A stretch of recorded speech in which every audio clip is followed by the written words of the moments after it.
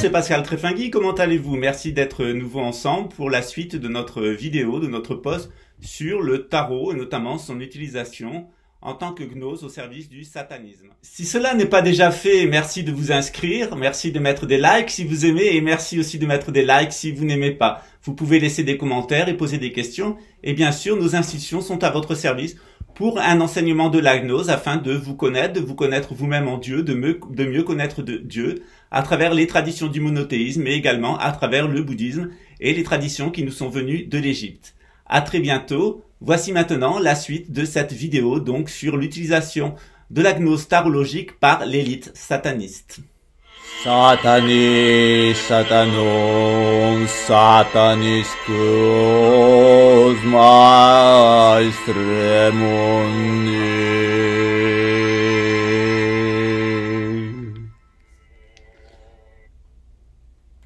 Nous allons maintenant parler des attentats du Bataclan qui ont été donc réalisés le 13 novembre 2015 et nous allons voir comment cela correspond tout à fait à un message tarologique. Nous avons d'abord le 13, la mort. Donc on nous annonce qu'on va rentrer pour la France dans une période où le pouvoir va être abattu. Les rois sont guillotiné, coupé par la faux, la mort. Alors j'ai expliqué que c'était en rapport avec l'Antéchrist, la constellation du Poisson austral. Donc ce qu'on nous annonce, c'est le règne de l'Antéchrist à partir de 2015, qui devrait faire partir donc le président Hollande et le remplacer. Alors pas la peine de faire un dessin, on aura compris de qui il s'agit. Donc un contre-élu au service de la bête, choisi par elle. 11. Alors 11, ici, dans cette lame du tarot, elle correspond donc à la planète Vénus. Donc ce dont il s'agit, c'est la force, donc c'est aussi la civilisation. Donc on a la fin de la civilisation française, la fin de Vénus, qui aura son point d'achèvement avec l'incendie de Notre-Dame, dont on parlera une autre fois de la valeur tarologique. Ce que nous annonce donc, c'est le jugement, puisqu'on est en 2020. Et donc, c'est-à-dire que il y a une séparation, l'homme et la femme, donc Adam et Ève sont mis face à la dent de Cadmande, son prototype initial, mais en inversion satanique, c'est Adam et Ève et Caïn, donc il y a Caïn qui est ressuscité, qui sort de la fosse, donc il est l'esprit du mal, l'esprit meurtrier, avec les trompettes de l'Apocalypse qui le font monter. Donc ce qu'on nous annonce, c'est que c'est la fin du pouvoir en France, de la sédentarité, et on va faire monter de l'abîme quelqu'un qui va préparer le prince de ce monde, la venue du prince de ce monde. Alors il n'est pas lui-même le prince de ce monde, il est seulement un de ses acolytes. Et on va révéler l'identité de cette personne. Voilà, elle est le diable. 13/11/2015. Alors si on prend le message à l'envers, on a le diable, annonce le jugement de la force, c'est-à-dire la civilisation Vénus française, qui doit mourir. Donc on nous annonce la mort de la civilisation française. Et on rappelle que dans ces attentats du Bataclan, ils avaient lieu dans un théâtre qui était tenu par un juif apostat qui ne respecte pas le Talmud et qui organisait donc notamment des concerts sataniques, mais aussi des petites festivités pour l'armée et la police israélienne. Donc on est face à un supranationaliste qui d'ailleurs maintenant vit aux États-Unis. Donc il faut savoir que le Bataclan, il a été racheté quelques mois avant par le groupe Lagardère, un groupe d'armement qui a des liens assez importants, non seulement avec Israël, mais avec une monarchie sunnite bien connue. Alors maintenant, on va voir ce qu'annonçaient donc les attentats du Bataclan, donc le 13/11/2015, 13/11/2015, on avait donc le diable qui était annoncé, qui allait juger, qu'elle allait juger la civilisation française, qui faisait remonter Caïn et donc tuer Abel. Et puis donc la civilisation française allait donc mourir, être décapitée. Donc tout l'héritage capétien va être donc détruit.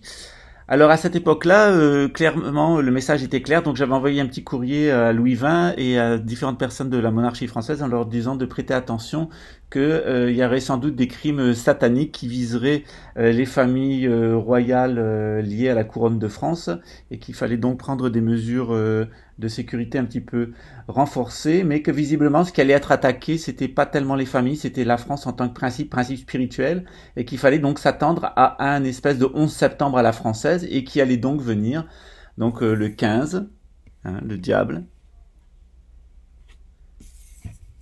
qui est lié à la constellation du Sagittaire. 4, Mars.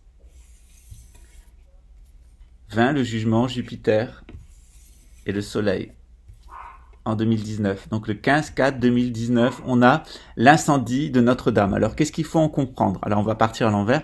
19, c'est le Soleil. Donc on a la réunion des aspects spirituels de l'être. Ici on est vraiment dans le symbole de la gnose, le Christ gnostique. Alors à rebours, pour les satanistes, ça va être l'Antéchrist. Donc ce qu'on nous annonce, c'est le règne de l'Antéchrist sur la France. Voilà. Donc ce règne de l'Antéchrist, il va se faire en faisant remonter un homme de la fosse, un Caïn, un criminel, un meurtrier, un dirigeant criminel. Donc on a un dirigeant criminel qui est remonté de la fosse. Alors tout ça, ça vous a expliqué pourquoi on a laissé la BAC éborgner les gens, donc ils étaient sous influence psychotronique, et ce qu'on voulait, c'était un rituel satanique, un rituel d'éborgnement, en référence et en hommage à l'Antéchrist. Il fallait saluer la venue de l'Antéchrist en éborgnant les gens, en particulier le bon peuple et les internationalistes. 4, c'est Mars, c'est l'empereur, et 15, donc, c'est le diable. Alors ce qu'on nous dit, c'est que le diable, désormais, est l'empereur, donc le roi, qui sort de la fosse, et qui va venir délivrer la gnose.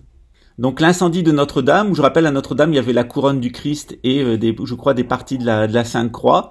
Ça avait été placé par la monarchie française. C'était le projet de Saint-Louis de réaliser sous le modèle de l'Égypte et inspiré par les musulmans, donc une civilisation en France où le passé à l'intérieur des gens serait effacé en allant vers Compostelle, et lorsqu'ils reviendraient de Compostelle, les reconditionner psychologiquement pour les préparer pour la fin des temps, pour le retour du Christ. Donc c'était un processus basé sur la technologie égyptienne pour donc ramener le peuple français à oublier ses péchés, effacer son péché et revenir dans sa nature primordiale.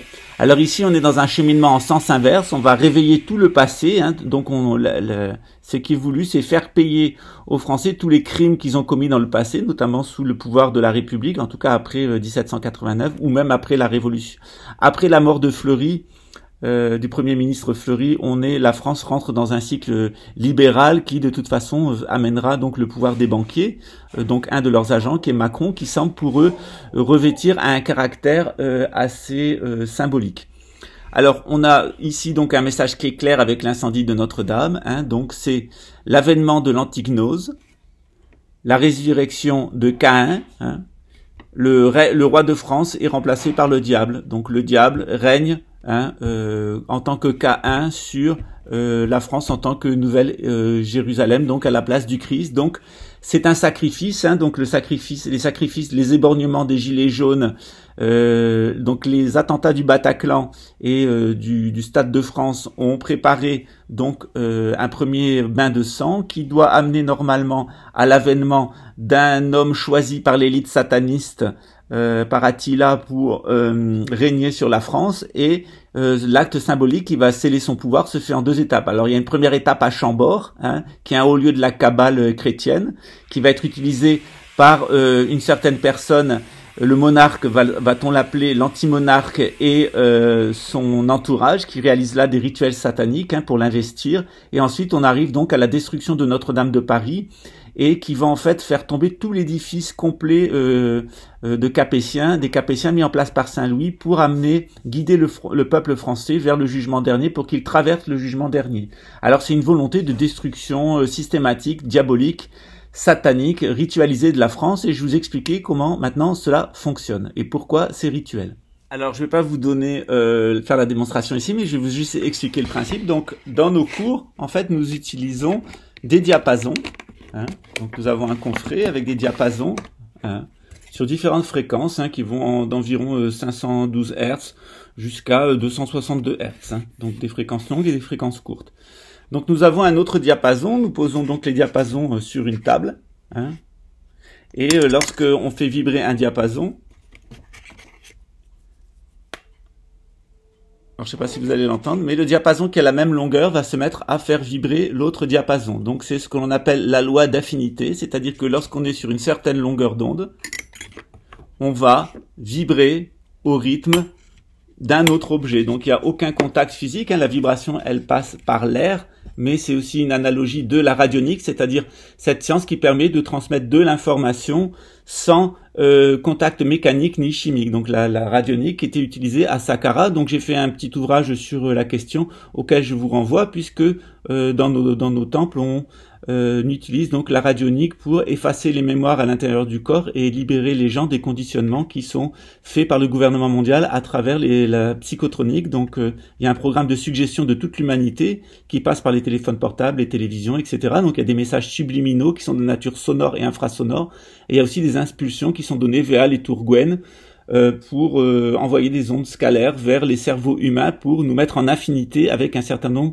d'événements. Alors ce qui est visé donc c'est de faire que l'humanité ne soit pas en affinité avec le bien, avec Dieu, et qu'elle comprenne comment traverser la grande tribulation, mais qu'elle soit en affinité avec le mal, qu'elle reste dans l'aveuglement et dans l'ignorance pour pouvoir être le plus efficacement massacré. Donc un événement comme par exemple le Bataclan ou par exemple l'incendie de Notre-Dame, c'est en fait une vibration qui est envoyée pour se transmettre à tous les gens qui sont sur une certaine longueur d'onde et les conditionner. Alors qu'est-ce qui va se passer une fois que ces personnes sont conditionnées? Eh bien c'est très simple, elles vont avoir une réaction. Alors on étudie ça avec un autre objet que vous connaissez bien, voilà. Donc on va avoir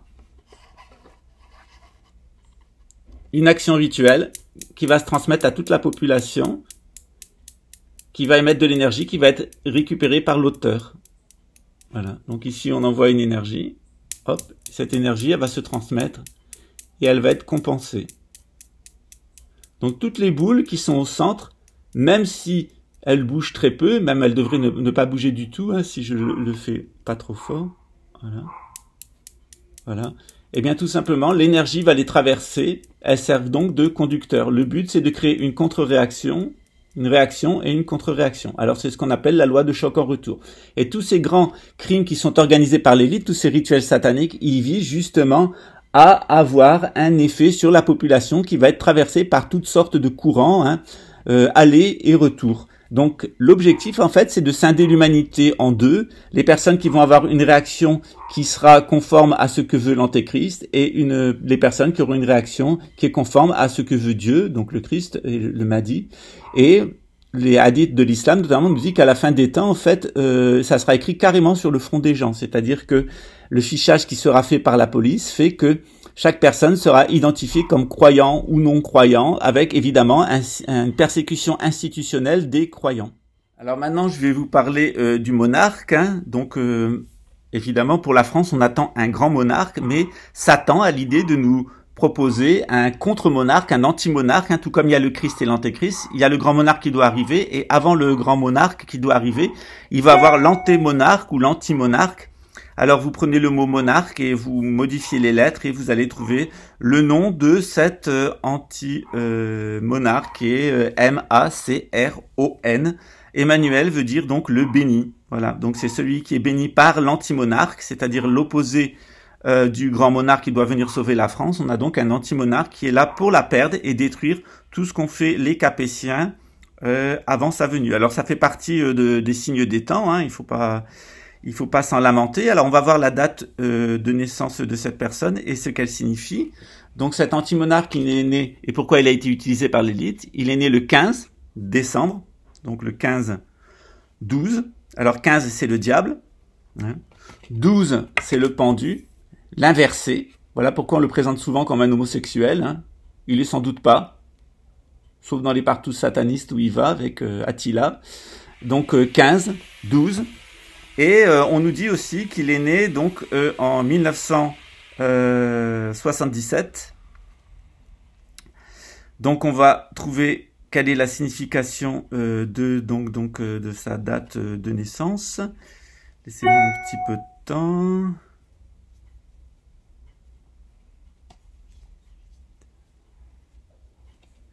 Alors 7 et 7, ça fait 14 hein, pour 77. Donc 14, donc ça va donner la tempérance, c'est-à-dire le scorpion. Voilà, que voici.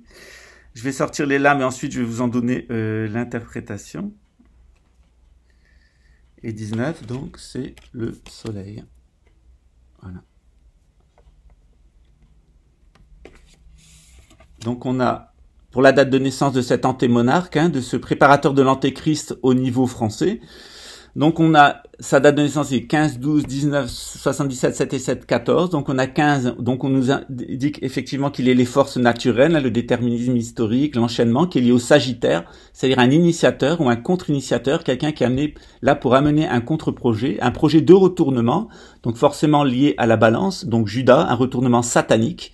Ce retournement satanique, il est placé 19 sous le signe donc du soleil, hein, et de 14, la tempérance, c'est le scorpion. Donc on nous dit que cette personne qui est inspirée par le diable, qui va retourner la dynamique avant la venue, donc qui va être un antéchrist avant la venue du Christ, ou alors tout simplement un antémonarque avant la venue du monarque. Il est là pour préparer un règne solaire, un règne antisolaire, le règne de Satan, qui sera basé sur 14, le scorpion, c'est-à-dire l'éveil des mémoires. Donc visiblement, à partir de cette personne-là, elle était destinée à pouvoir réveiller toutes les mémoires négatives qui vont amener donc le règne de l'antéchrist en France, un retournement qui prépare donc le règne de Satan. Donc on a bien une personne qui a été choisie par des gnostiques satanistes hein, pour ses capacités à véhiculer une entité diabolique, donc que l'islam appelle un gnose. Donc on est bien face à une personne qui est possédée, hein, qui est possédée par Satan et qui est donc au service de l'antéchrist. Alors j'ai fait le thème astral de cette personne pour savoir si donc cet antémonarque, pour savoir s'il avait des synastries importantes dans les années à venir. Et donc, je suis tombé sur une date en 2022 qu'on va analyser d'un point de vue astrologique. Donc, je suis tombé sur le 14. Hein. Donc, toujours le scorpion. Hein. On a le péché, la sexualité, mais aussi le péché, le crime, hein, tout ce qui est là, tous les saletés qui vont sortir du sous-sol, hein, qui sont liées à la sexualité, à Pluton, au scorpion. Alors, d'un point de vue élevé, hein, ça peut être l'Esprit Saint, mais là, on est dans le contraire, on est dans Satan, donc on est dans une date satanique, donc qui est certainement la mort de cet individu, qui mourrait le 14-3, donc 3 c'est l'impératrice, qui est liée à la Lune, hein. Donc il représente donc la Lune noire, hein, donc Lilith, hein. Donc toutes les influences sataniques qui peuvent se déverser sur la France.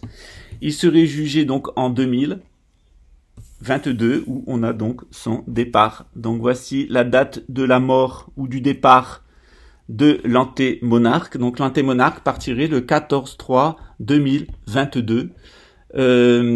Ça peut être soit quelqu'un qui, par exemple, devrait quitter le pouvoir, mais ça peut être effectivement une mort. Et lorsqu'on regarde avec attention son thème astral et pourquoi il a été choisi, on s'aperçoit qu'il meurt dans un bateau suite à une faute. Donc visiblement, il meurt de façon dramatique. Ce qui est bien signé par le Scorpion en mars de 2022. Donc il pourrait que ça corresponde à la prophétie selon laquelle le dirigeant de la France serait à l'intérieur d'un bateau, donc le porte-avions Charles de Gaulle, qui ferait une erreur de manœuvre dans la Baltique et qui serait coulé par l'armée russe, donc en 2022. Ce qui expliquerait très certainement les rapports un petit peu ambigus qu'il y a entre Vladimir Poutine et cet anagramme du grand monarque, cet antémonarque, qui donc est promis par l'élite sataniste qui l'a mis au pouvoir à jouer un rôle dans la fin des temps, en tout cas la fin de la France, son jugement, hein, et les grandes destructions qui vont s'abattre sur la France, qui va payer ses crimes. Hein. Donc jusqu'à présent, l'édifice qui avait été mis en place, le christianisme, et les édifices qui avaient été mis en place par les Capétiens protégeaient les Français du châtiment de leurs péchés, mais tout ça, ça a sauté avec l'incendie de Notre-Dame le 15/4/2019, et donc désormais les Français vont assumer leur faute, hein, leur péché, leur karma, comme disent les hindous et les bouddhistes, et le point de dénouement en fait sera le 15/3/2022, le 14/3/2022, avec la mort de l'antémonarque et l'entrée de la France dans la grande tribulation, donc la guerre qui va frapper son territoire. Voilà pour une analyse tarologique. Alors évidemment, le tarot, il fonctionne dans les deux sens, hein. C'est-à-dire que c'est une gnose. La gnose, il y a 3 types de gnose. Il y a une gnose qui est tout à fait, qui est la gnose que j'utilise, hein, qui est la gnose lumineuse, qui est la connaissance de soi-même en Dieu et qui ne pose pas de problème. Et le tarot nous aide bien pour ça. Il faut pas du tout diaboliser le tarot. Hein. Le tarot, c'est un chemin de connaissance de soi, hein, qui va nous libérer, hein, nous amener à cette libération totale de l'être. Et évidemment, cette libération totale de l'être, elle ne peut se faire que dans la Jérusalem céleste. Hein. Alors je rappelle que les constellations, on trouve les 4 étoiles les plus importantes du système solaire, telles qu'ils sont observables dans le ciel. Donc on a le Verseau, qui est ici, le Scorpion, le Lion et le Taureau. Et on remarque que c'est inversé, que cette vision est la vue que l'on a du ciel depuis l'hémisphère sud. Donc on est bien ici dans l'hémisphère sud, et le mat, donc c'est quelqu'un qui passe par l'hémisphère sud, la Jérusalem céleste, et qui est ensuite libéré. Alors il faut pas du tout diaboliser le tarot, hein, c'est un outil de connaissance de soi qui commence donc avec cette lame très intéressante qui est la lame du battleur, du magiste, où on va retrouver un certain nombre d'éléments qui sont les objets qui sont dans sa main, notamment la baguette qui permet d'orienter les contraires, et puis le denier, hein, qui est le fruit, le résultat de son évolution spirituelle. Et on s'aperçoit que s'il commence ici avec ici il en a une pleine besace, le bâton a grandi, il a encore plus de pouvoir, mais il reste toujours, ici on a le chien qui lui dévoile la cuisse. Alors la cuisse c'est Jupiter, hein, elle est liée c'est la cuisse de Jupiter évidemment, elle est liée à la constellation du Sagittaire, à l'initiation, à ce que la tradition grecque appelait les centaures, hein, notamment Chiron qui était l'initiateur d'Hercule, Héraclès. Alors rappelons que cet antémonarque, hein, il est né sous une configuration du Sagittaire, hein, donc il est un initiateur ou un contre-initié, plus exactement, d'une élite satanique qui, elle, est le contraire, va poser sur la table toutes les saletés, va amener le règne de l'antéchrist et va rendre les gens captifs et les tuer. Voilà, j'espère que ma connaissance du tarot vous a éclairé, puis je vous renvoie donc aux ouvrages que j'ai écrits sur la question. Alors évidemment, le tarot, c'est un outil d'analyse qui peut être utilisé à des fins divinatoires, qui est le niveau le plus bas, mais le tarot est un outil de divinisation, c'est-à-dire qui permet à l'homme, par la gnose, de se connaître en Dieu et de connaître Dieu, contrairement à la voie de l'exotérisme, hein, la voie classique est une voie de la vitalité, on reçoit la vitalité cosmique par l'Eucharistie, par le pain, hein, qui est donc la vie, hein, qui nous est donnée, tandis que le vin est le fruit de la connaissance, cette connaissance du bien et du mal, tandis que le pain c'est donc l'arbre de vie. Donc on retrouve ici la Kabbale. Donc ne diabolisez pas la Kabbale, ne diabolisez pas les Juifs, ne diabolisez pas la franc-maçonnerie ni la maçonnerie, ne diabolisez pas l'Égypte.